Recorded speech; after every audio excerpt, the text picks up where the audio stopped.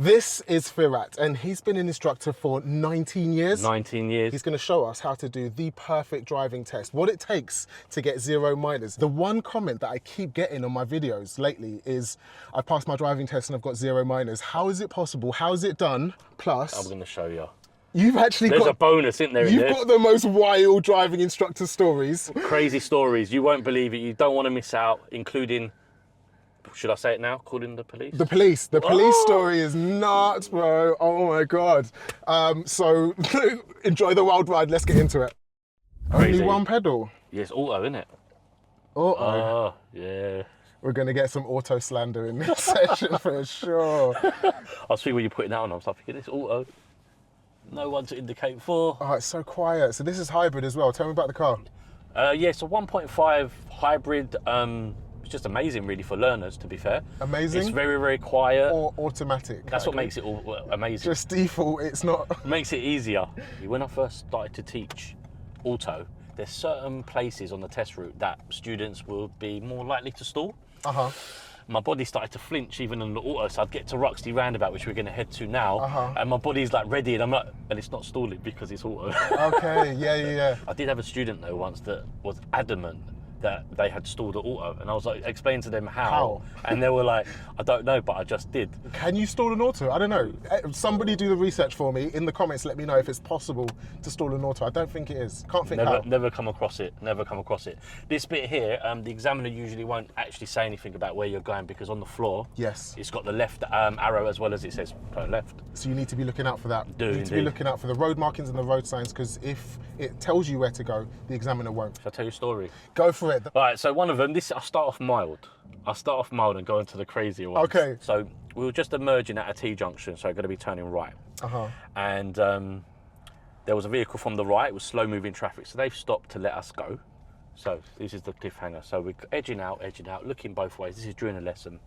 And a car decides to overtake the vehicle that's giving us way. So anyway, come to a point where that vehicle that's overtaken is stopped. The person opens the door, starts screaming, shouting, swearing, everything. And then he looks up, he sees me and goes, oh, Firat. He knows you. He knows me, so he's like, oh, you're right. And I was, obviously I have to just keep kind of, because you're on a lesson with a student. We're on a lesson. Yeah. But if it weren't me, God knows how, he was literally saw red at that point. If he didn't know you, imagine what could have happened. That could have been it's really embarrassing when people start getting road ragey on a lesson. It's so embarrassing. What exit are we taking here? We're going to be taking the fourth exit, right fourth. Right fourth exit. So now I know what to expect. I'm going to be Hawkeye watching your roundabout skills. Lovely. It makes it a bit harder because the lane's blocked as well, so I need to pick a good gap. Need to look for blockers as well. Very important. No, I'm not risking that for a biscuit. There's no chance. No, absolutely not. Where's this black one going? Am I ready? Ooh, he wasn't indicating. Oh no, that's why I didn't take it, just in case. Yeah. His positioning looked like he might be, but it wasn't worth risking, I don't think. Not on your driving test. No. We're not in a rush on a driving test at all. I did have actually here once, a police officer come from there, and he was indicating left. Let me go. There you go, the learner's coming off. Boom, I'm off.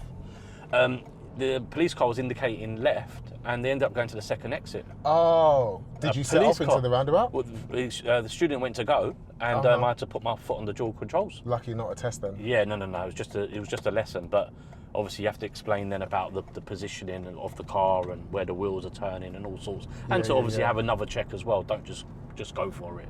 Look at this. Kind of thing. Firat takes it well seriously. Look at the hands on the steering wheel as well. The shuffle is impeccable. Can I do it? One hand.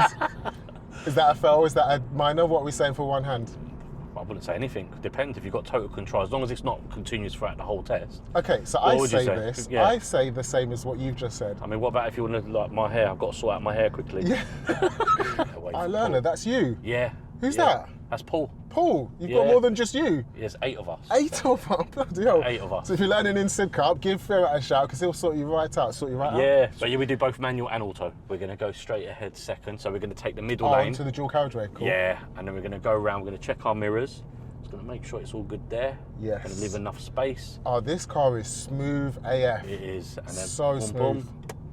Lovely. What do students say about it? I think they will love it. I've not had a single complaint. Any compliments? No. Well, some of them have passed. Have actually got the same car, so I guess that's No way. they bought the same car. Anyway, yeah. Cool. Where We're going going to go next? right, third exit. Okay, so this is not an easy route. We've got some tricky roundabouts so far.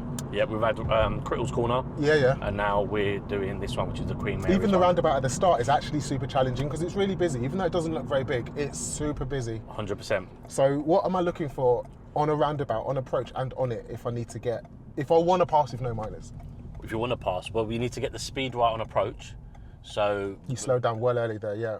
and also as well, you've got to look as early as possible to the right.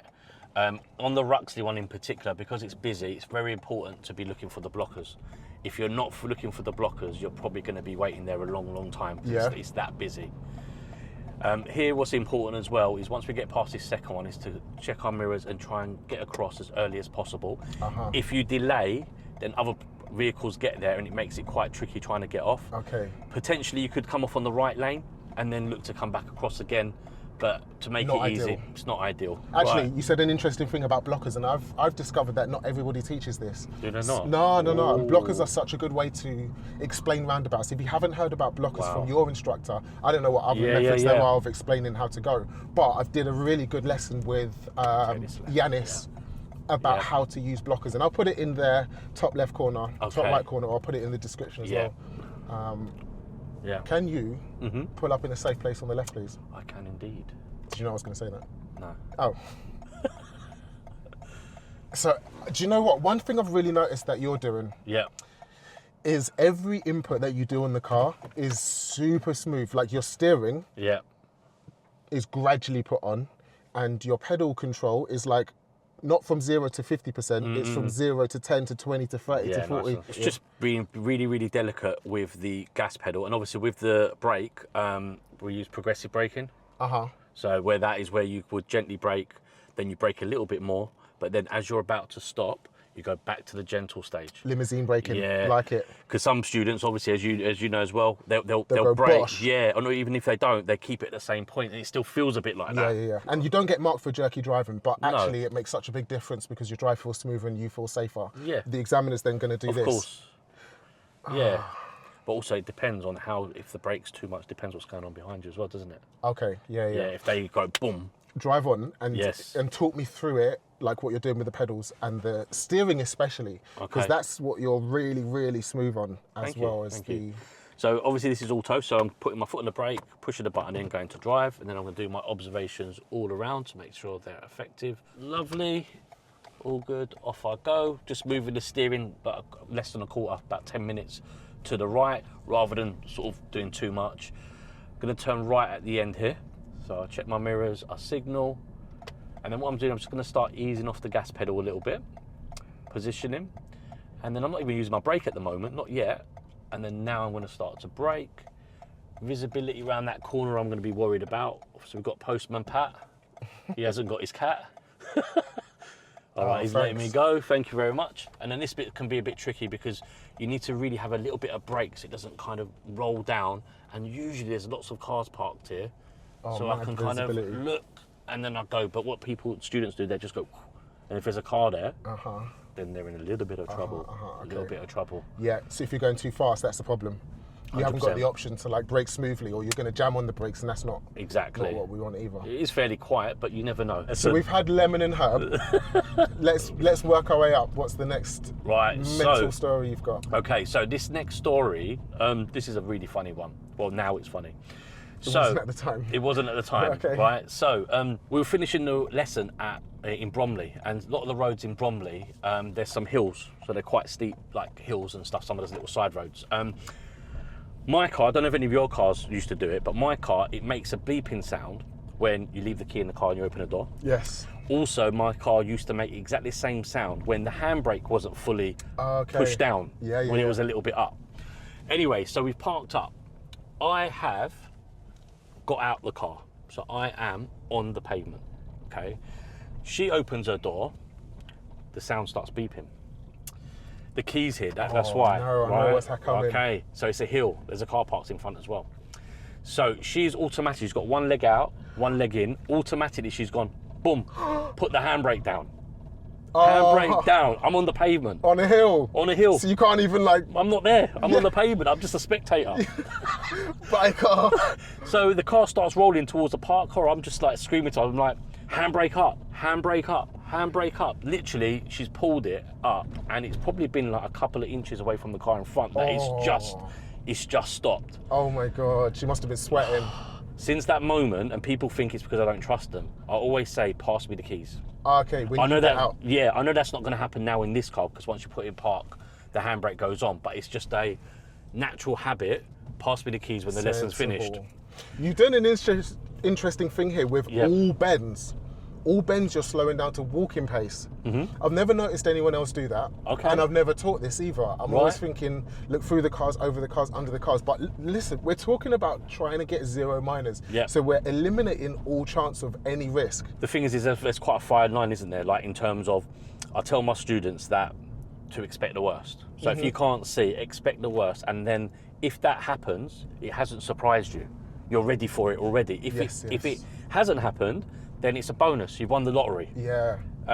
Obviously, there is a balance because you don't want to be sort of being too cautious at the same time. Okay. But that comes with the experience, I guess, as well. So it's around the hazards. It's around the blind corners. It's up to the junctions. But right now, 22 miles an hour, we're getting on with it. Yeah. We're getting on with it at a decent speed for this road. Yeah. But if we were coming up to a junction, turning left or right, you'd be braking smoother and a lot earlier than I normally see people doing. Yeah. Do you want to hear that's that story? There's another one. So she came to me as a complete beginner. Right. So we got up to the stage, it was like 20, 25 hours. She got to a decent stage. And I can't remember how the conversation started, but we got onto driving licenses from like different countries. Okay. She went, is like the Greek side of Cyprus part of Europe? I said to him, yes, it is. The Turkish side isn't, North Cyprus isn't. Oh, is it not? No, but the south side is. She goes, I've got a Greek Cypriot driving license. She's Turkish Cypriot though. I'm like, how have you got a Greek Cypriot license, driving license, but you've come to me as a complete beginner who's never driven before? She goes, well, every summer I go to Northern Cyprus, the Turkish side of Cyprus, and me and my friends, we were a bit bored. We didn't know what to do, so we thought it'd be fun to cross the border and do a driving test. So it was going back like, I don't know, like 10, 15 years ago. So it's a long time. That's crazy. So I never heard from her again. So I'm assuming she found that license. And she hasn't done anything illegal though. No, she can legally drive here forever. She can, yeah. But can't drive. Yeah. Well, to be fair, when she left me, she was at a decent standard. Oh, okay. However, that's how she got her license. No, that's actually scary because we share the roads with these people. Okay, so this is a common one. So if you're waiting here or anywhere, especially roundabouts for an extended period of time, people are like, oh, the examiner's waiting, I'm taking too long, I need to go. Yeah. What's your best advice? Because I give the advice on this all the time. You cannot impact anybody else. So if you feel that you're going to impact another road user, whether it's a motorbike, car, then just stay patient. Yeah, but I've been waiting ages now. And the and it feels like I've been waiting too long. Yeah, still got to wait. Unless you see a good opportunity. As long as you can't see that you're having opportunities that are going by, you just need to relax and the examiner can see the same as you. Yeah. If they pull out and you slow somebody down, that's not a good thing. So it's not timed? No. It's just hesitation is only if you miss a gap. It's 100%. Not how long you've been waiting. 100%. Yeah. Yeah, totally. Where can I find you online? Everywhere. Facebook, Instagram, TikTok, YouTube. At I Learn a Driving School. I Learn a Driving School. And I'll put it in the description as well. Find him, shout him. If you need lessons, where do you cover Sidcup? Yeah, mainly Sidcup. We cover the surrounding areas as well. So New Elton, Bexley Heath. Yes. You could give a brand new learner, right, before my first lesson, one sick piece of advice. Just one piece of advice, your most valuable advice, what would it be? Take your time.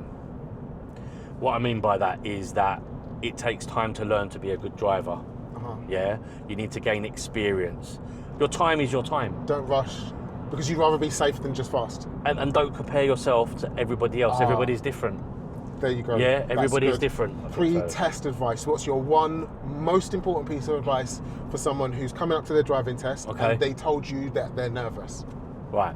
So what I would say to them is that you are not expected to be perfect. Yeah, you can have up to 15 driver faults anyway. Yes. So therefore, don't expect to come to the test and come out with 0 faults, be perfect.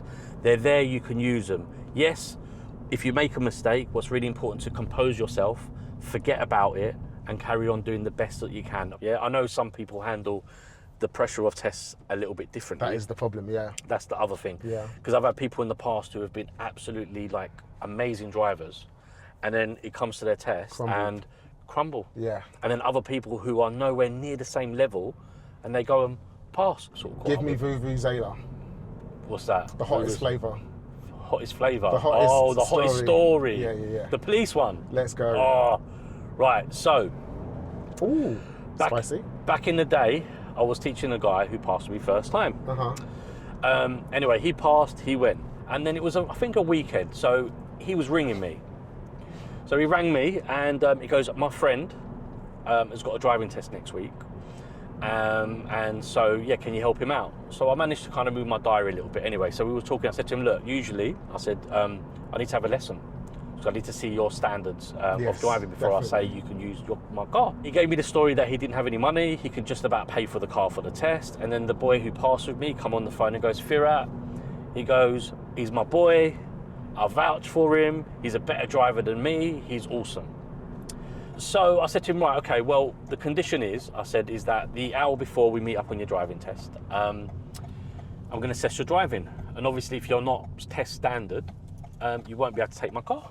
He was like, yeah, that's fine, cool, no problem. Anyway, come the day of the test, met him, driving around. We're going to roundabout, so I'm saying to him, like, go straight. He's indicating left, going straight. Ooh. People needed pulling out.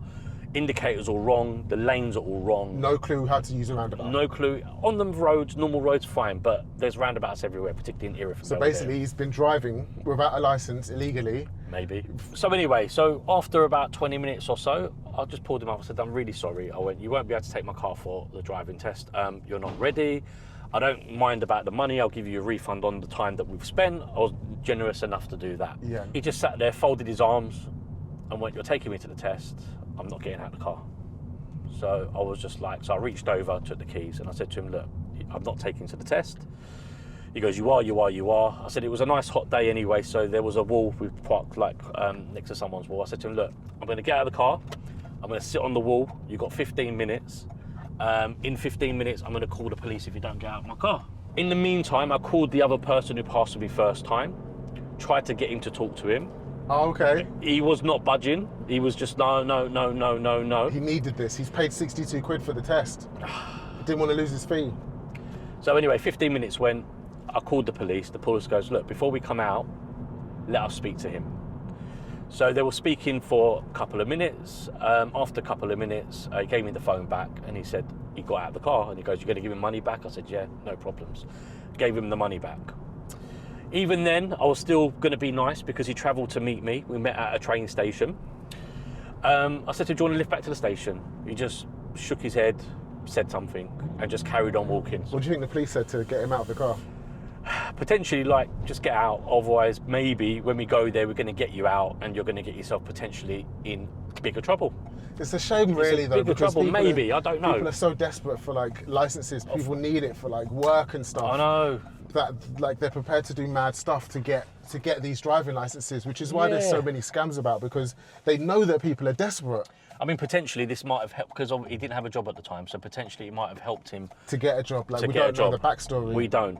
Yes. But do you want to hear something else? Go on. Add on to this bit, which I didn't tell you earlier. Oh, okay. Right. So, roughly around about a year later, the person who passed with me gave me a call.